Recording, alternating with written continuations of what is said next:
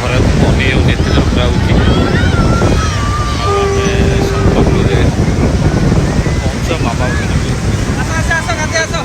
କରୁଛି ହାରି ଆସିଲା ମଧ୍ୟ ଦୌଡ଼ୁଛି।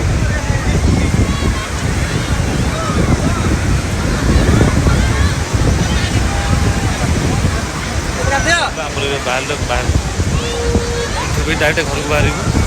ମନ୍ଦିର ବୁଲା ସରିଯାଇଛି। ଘରେ ଦୁଇଟା ପାଖରେ ଦୁଇଟା ହେଇଯିବ ପହଞ୍ଚିଲା ବେଳକୁ।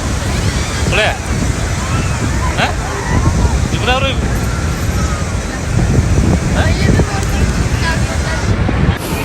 ଯାଉ ସେ ଚୁଟିର ଅବସ୍ଥା ନାହିଁ। ସେ ଚୁଟିର ସବୁ କଟା ହବ। କେମିତି ସେ ଓଟ ଚୁଟି ବୋଇଠା ନାତ ମାରିଦେବ ମାମା ଫସିଯିବୁ ନା। ମାନେ ଗୋଟିଏ ଯେ ଉଡ଼ିକି ପଡ଼ିବୁ ସେ ପାଣିରେ। ସେ ଭୁଲ କରନା ଦବ ତୁ ଯାଇକି ଉଡ଼ି ଉଡ଼ିକି ପଡ଼ିବୁ ମାମା।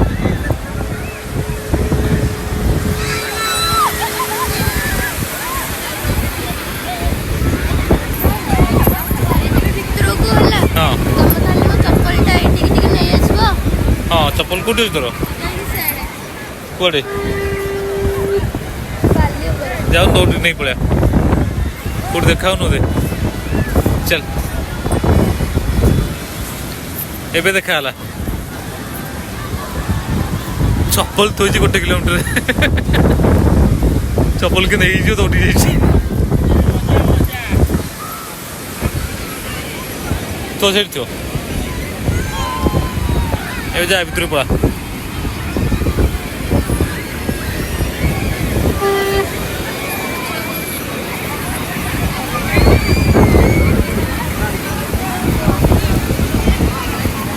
ହଁ ତୁ ଗାଧେଇ ପଡୁନୁ।